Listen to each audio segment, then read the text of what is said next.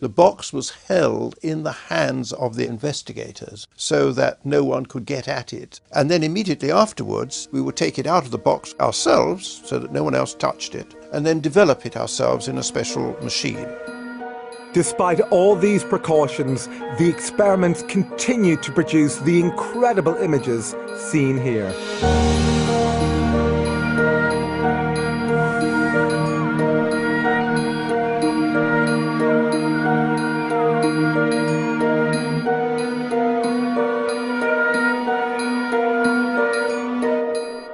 They were able to achieve whole lengths of film, sometimes up to as much as 4 feet, with various words, symbols, messages, all sorts of different things on that film.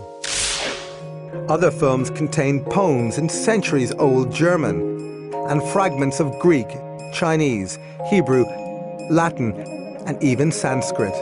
The Scole group were ordinary people with no knowledge of these languages.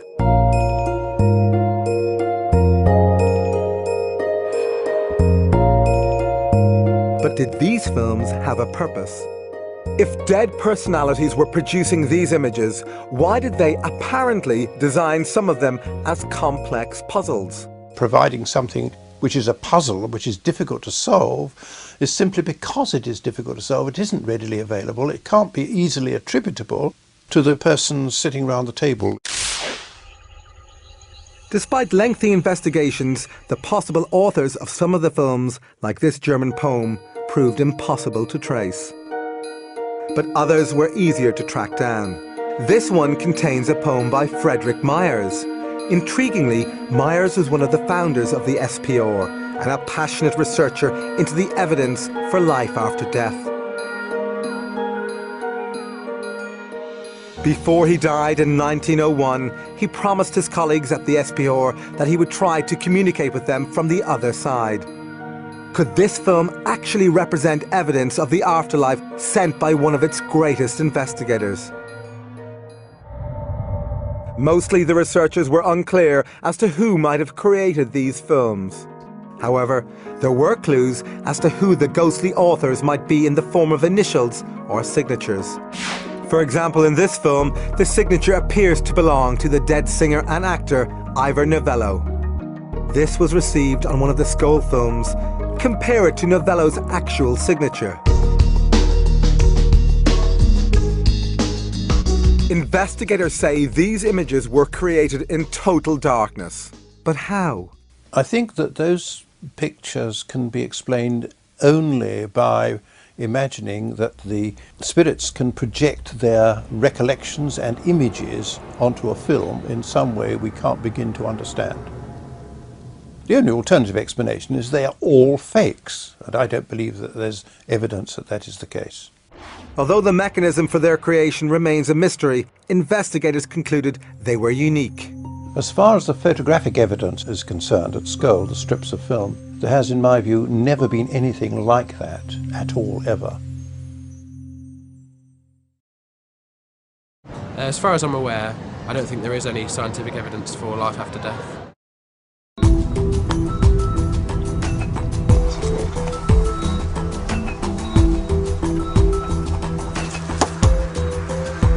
Spurred on by the photographic experiments, the Scole group began a series of video experiments called Project Alice, after Alice through the looking glass. Their ambition was nothing less than to try and capture moving images sent from the spirit world. The Scole group insists that instructions on how to position the camera and mirrors came from their spirit communicators. They were told to set up a video camera in the dark cellar, aim it at a pair of mirrors so that it could only film its own viewfinder. While it was recording, nothing unusual was seen. But when the tape was played back, these remarkable pictures appeared. We had images on the video, sometimes of what looked like a tunnel of light. Other times spirit faces were coming towards us. Sometimes what appeared to be a doorway moving.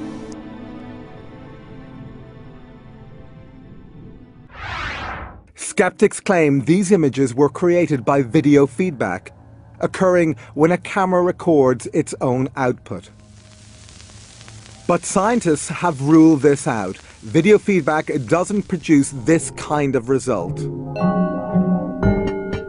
As to what these extraordinary pictures represent, we can only guess, since their meaning was never explained to the Scole group.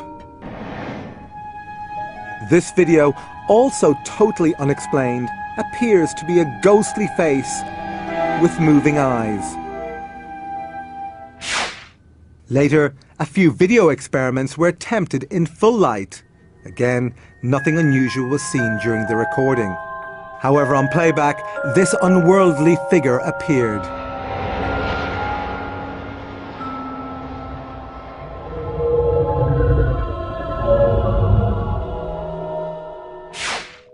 But was it possible for the Scole group to have faked these images? Not according to the investigator who monitored these experiments, Swiss lawyer and businessman Dr. Hans Scher. There's absolutely no possibility that this film could have been prepared before, because I selected one of the video films which was in its original packaging, which I opened. I took the film out, I signed the film, and I put it personally in the video camera. He inserted it into the camera. We never touched at any stage the camera or the film. When we played the film, it showed at the beginning a number of bubbles of various colors.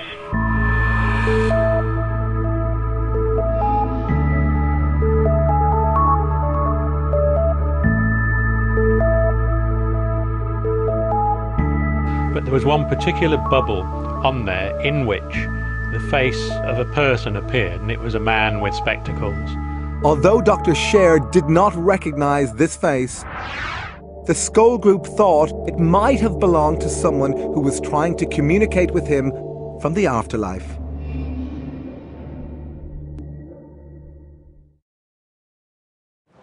I have heard of the electronic voice phenomenon. I think it's actually one of the most disturbing and unnerving aspects of the notion of there being an afterlife.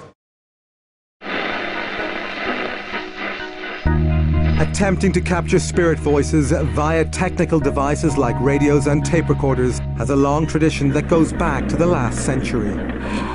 Today, there are tens of thousands of people around the world who say they have captured the voices of the dead on simple tape recorders.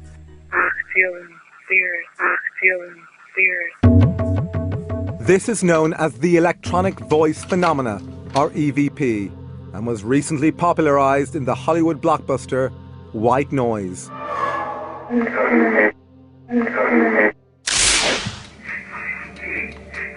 Despite the Hollywood treatment, EVP has been the focus of serious scientific investigation.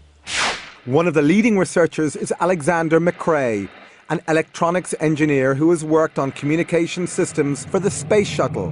He has been investigating EVP for decades. If somebody came up to me in the street and said, there's nothing paranormal about EVP, I would say, well, I've done at least 20 years and hundreds of experiments, and I know that it is a paranormal effect. Now, how many experiments have you done?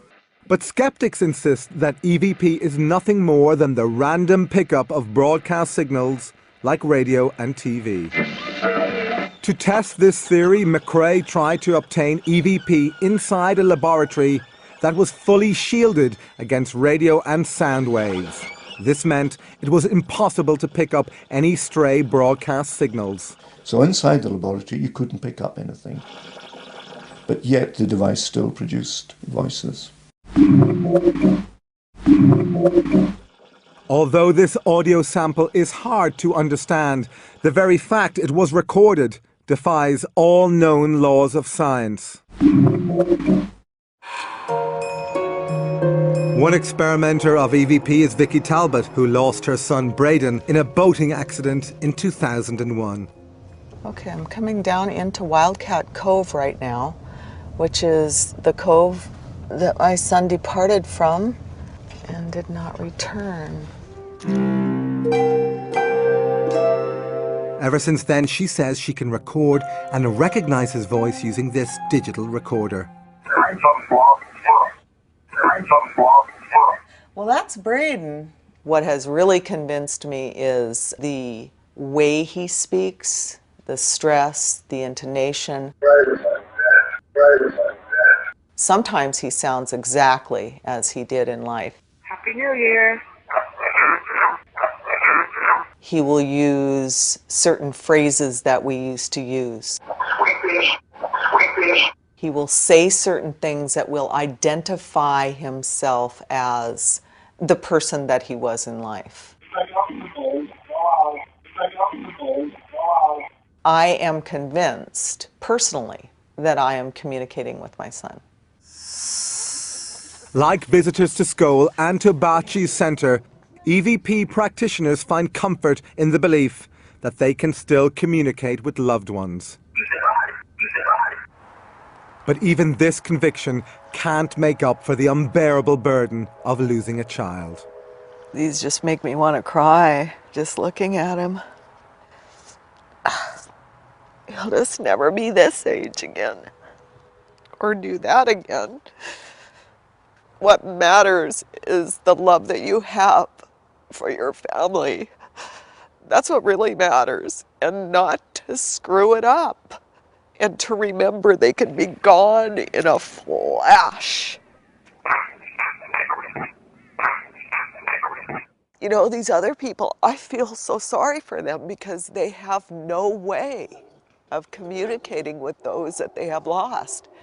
And they go around thinking, if only, if only, if only. I don't have to think that. And that's a good thing.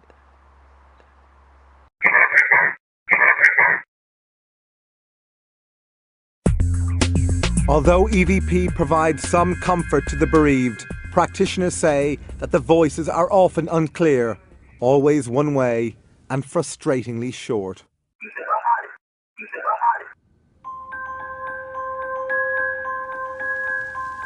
One way that we also communicated with spirit, and which was a very effective way, was by use of an ordinary, very cheap tape recorder whose amplifiers were used by the spirit team to carry on a two-way conversation with us. We inspected this machine and found it was completely normal. Earlier, its built-in microphone had been removed to eliminate the possibility of recording anything. When the machine, which contained a blank cassette, was activated, witnesses were astonished when they heard this voice asking them a question. Scole experimental group. Yes. Yes, Scole experimental group. Experimenting with audio. Yes. Historic moment it is. The Scole group say that their spirit communicators suggested ways of improving their experiments. For example, they told Professor Ellison, one of the SPR scientists, how to build a device for boosting communications via the tape recorder. But this information arrived in a very strange way.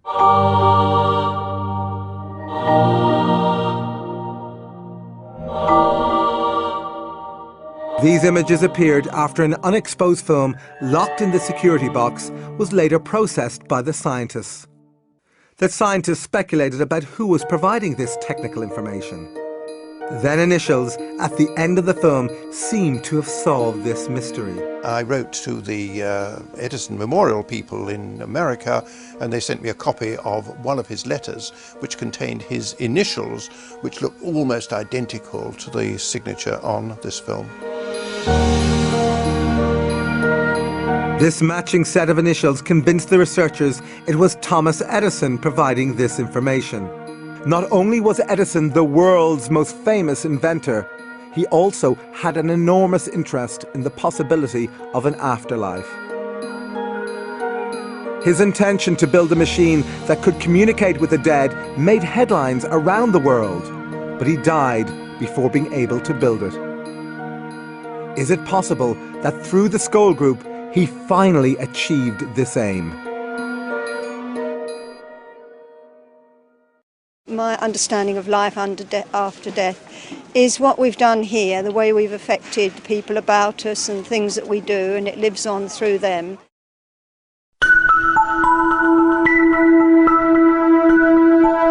Spirit voices speaking through the mediums. Spirit communication written on sealed film in locked boxes. All these incredible phenomena. But could the scientists have been tricked? Skeptics are often unaware of the amount of experience and the amount of knowledge that goes into investigations of this kind. Between the three investigators, you could say we'd had 50 years and more. We know all the tricks. I don't see how it could be faked. It's impossible.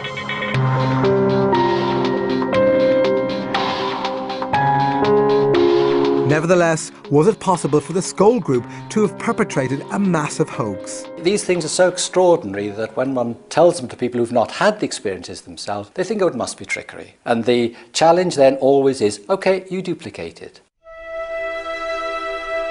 But so far, no one has been able to do this.